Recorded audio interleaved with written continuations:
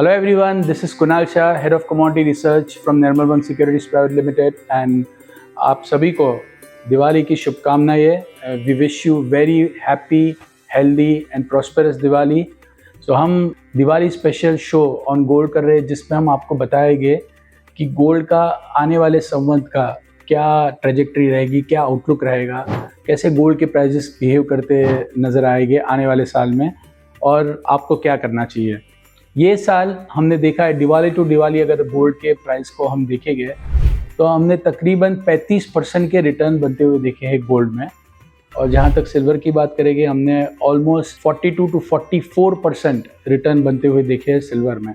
मैंने ऐसे return last 20 साल में कभी बनते हुए देखे नहीं है गोल्ड में। So 2024 was best year as far as the gold prices are concerned. और रिमेंबर, ये जो भी मैं आपको अभी रिटर्न कह रहा हूँ इसमें मैं गोल्ड में जो इंपोर्ट ड्यूटी 9% कट हुई है गोल्ड सिल्वर में उसकी तो बात नहीं कर रहा हूँ। तो अगर वो मैं एडअप करता था तो आप सोच सकते हैं कैसे रिटर्न मिले। बहुत सारे लोगों के मन में सवाल है क्या हमें गोल्ड बेच देना चाहिए, या बहुत सारे लोगों के मन में सवाल है कि क्या हमें ये रेट पे गोल्ड बाय करना चाहिए। सो सबसे पहले ये गोल्ड में तेजी होने के क्या कारण थे। सबसे बड़ा कारण था गोल्ड की अपसाइड के लिए expectation of interest rate cut. दिसंबर 2023 से सितंबर महीने तक एक ही मार्केट में जो बड़ा नैरेटिव चल रहा था कि वेस्टर्न इकोनॉमी में इंटरेस्ट रेट कट होने वाला है। यूएस, यूरोप, यूके सभी जगह पे इंटरेस्ट रेट कट होने वाला है। जैसे इंटरेस्ट रेट कट होता है वो टाइम पे डॉलर की वैल्यू कम हो जाती है और गोल्ड की अपील बढ़ जाती है। तो ये एक सबसे बड़ा नैरेटिव रन हुआ था। दूसरा जो सबसे बड़ा रीज़न था वो जियोपॉलिटिक्स। तो जियोपॉलिटिक्स में हमने देखा था रशिया, यूक्रेन, रशिया और नेटो कंट्री के बीच में continuous heat of exchange, heat of words. और उसके बाद इजराइल और हमास, इसके बीच में ये जो वॉर स्टार्ट हुआ वो वॉर स्प्रेड होता हुआ नज़र आ रहा। लेबनान, बेरूट, हमने देखा एक के बाद एक मिडल ईस्टर्न कंट्रीज, ईरान का इन्वॉल्वमेंट। सो पूरा मिडल ईस्ट रीजन डिस्टेबलाइज होने का फियर मार्केट में बना। So that was another reason gold prices बहुत बढ़ गए। तीसरा सबसे बड़ा रीज़न गोल्ड का बढ़ने का था, that is central bank buying. So हम 10 साल का अगर हिस्ट्री देखते हैं, central bank on an average used to buy 300 to 400 tons of gold every year. But from last 3 years, central banks are buying more than 1000 tons of gold as compared to the historic average of 400 tons of gold. क्यों central bank by कर रहे हैं? Because Covid के बाद जो western central banks है इन्होंने इतने पैसे छापे, डिसप्रपोर्शनेट प्रिंटिंग ऑफ मनी जिसे कहते हैं। जैसे यूएस है तो यूएस ने $5 ट्रिलियन का प्रिंटिंग किया, यूरोप ने ऑलमोस्ट 3.5 ट्रिलियन डॉलर, जापान ने। सो सब western developed economies, western economies ने मिलके तकरीबन 9 से 10 ट्रिलियन डॉलर का प्रिंटिंग किया। So history of financial market अगर आप स्टडी करते हो 100 ईयर्स की हिस्ट्री, तो ऐसा प्रिंटिंग कभी हुआ ही नहीं है। सो जब करेंसी प्रिंट होती है तो वो करेंसी की वैल्यू कम होती है। सो मनी सर्कुलेशन बढ़ जाता है सिस्टम में और पैसे की वैल्यू कम होती है, ऐसे हार्ड एसेट्स की वैल्यू बढ़ती है। So just to give you a rough idea, अभी सिस्टम में x amount of dollar circulate हो रहा है और मनी प्रिंटिंग के बाद से 5x amount of dollar circulate हो रहा है। So there are more money chasing the fewer goods and fewer commodities. So commodity के प्राइजेस ऑटोमेटिकली बढ़ते हैं। सो ऐसे टाइम में सेंट्रल बैंक्स खुद इतने पैसे छाप रहे हैं, इंडियन सेंट्रल बैंक है तो we are not buying US bonds. So पहले जो ट्रेंड था वो ये था कि सब सेंट्रल बैंक एक दूसरे के फिक्स इनकम सिक्योरिटीज में इन्वेस्ट करते थे, यूएस के बॉन्ड में इन्वेस्ट करते थे। यूएस वर्ल्ड की रिजर्व करेंसी है तो यूएस के बॉन्ड बाय करते थे। तो लास्ट 5 साल से ट्रेंड उल्टा है, सब यूएस के बॉन्ड बेच रहे हैं और सामने गोल्ड बाय कर रहे हैं बिकॉज पैसे की वैल्यू कम हो रही है। सेंट्रल बैंक सर वरीड कि आगे जाके ट्रेंड क्या होगा, तो वो वरी के चक्कर में, अपने आप को प्रोटेक्ट करने के चक्कर में सेंट्रल बैंक गोल्ड में। दूसरा, रशिया ने यूक्रेन पे अटैक किया तो इमीडिएटली यूएस ने रशिया का foreign exchange reserve overnight seize कर दिया, $500 बिलियन सीधे freeze. At that time Russia and other central banks realise कि ये हमारे साथ भी हो सकता है। लेट अस से फ्यूचर में ट्रम्प साहब आ गए तो ट्रम्प साहब इंडिया अगर रशिया से ऑयल बाय करता है वो चक्कर में अगर सैंक्शन लगा दिए इंडिया पे, तो और सैंक्शन में one of the thing is that they are freezing our reserve then.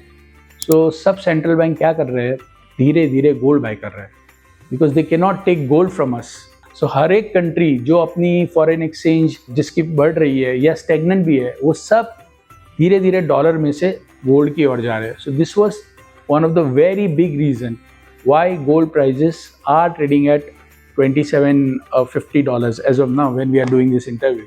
तो $2750 पे ट्रेड करने का ये तीसरा बड़ा रीजन है. चौथा बड़ा रीजन मेरे हिसाब से गोल्ड का, वो है rising debt of the global central banks. Global central banks की डेट एज ऑन टुडे जब मैं आपसे बात कर रहा हूँ, that is $100 trillion. What is $100 trillion? Indian GDP is what, $3.5 trillion. $100 trillion की सबकी क्यूमुलेटेड डेट हो गई है, और इसमें से $36 ट्रिलियन तो सिर्फ अमेरिका की डेट है, जो आज से 3-4 साल पहले $25 ट्रिलियन की डेट थी. अभी 5% इंटरेस्ट रेट है यूएस का. सो यूएस की फेडरल रिजर्व को यही अपना जो डेट है $36 ट्रिलियन का, तो वो सर्विस करने के लिए सिर्फ $1 ट्रिलियन का सिर्फ इंटरेस्ट पेमेंट दे रहा है. So how big is $1 trillion for US? 24% of the total income of the US government is just going to pay the interest. So gold market ये चीज़ को फैक्टर इन करके एक ही चीज़ पे फोकस कर रहा है कि अगर इतना डेट को रिपेमेंट करना डिफिकल्ट है तो इंटरेस्ट रेट को कट करना पड़ेगा. तो आगे जाके मार्केट प्राइस दिन कर रही है कि aggressive cut in interest rate. क्योंकि समझो फॉर एग्जांपल इंटरेस्ट रेट 5% से 4% हो गया है, तो इमीडिएटली जो इंटरेस्ट पे करना है डेट के ऊपर वो अमाउंट कम हो जाएगा. This is a very important development which has taken place in the world. और rising global debt is not having any solution. किसी के पास इसका सॉल्यूशन नहीं है, क्योंकि डेट कम करने जाएंगे, बैलेंस शीट रिपेयर कर रहे हैं तो लिक्विडिटी सक हो जाती है. तो लिक्विडिटी सक हो जाती है तो सब असेट क्लास नीचे आ जाता है. तो ये डेट कभी जाने वाली नहीं है.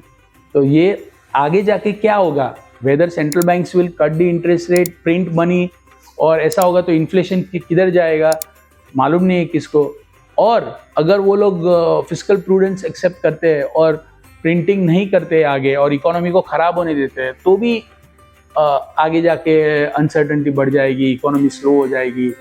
तो इवेंचुअली आगे क्या होने वाला है किसी को मालूम नहीं है. तो यही चक्कर में सब गोल्ड बाय कर रहे हैं. वेस्टर्न इन्वेस्टर्स अभी तक गोल्ड ज़्यादा नहीं रखा था उन्होंने अपने पास.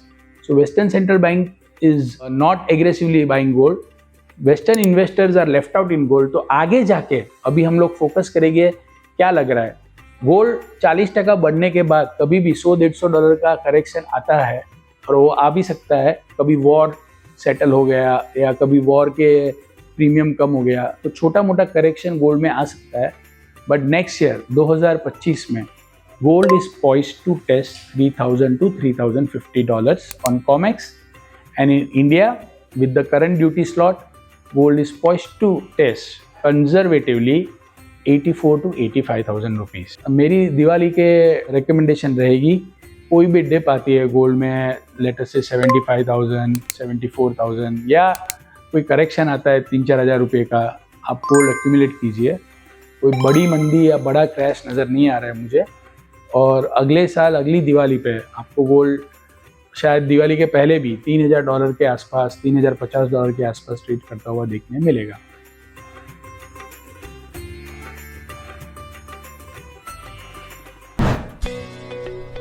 Subscribe to our YouTube channel and click on the bell icon to never miss an update from Nirmal Bang.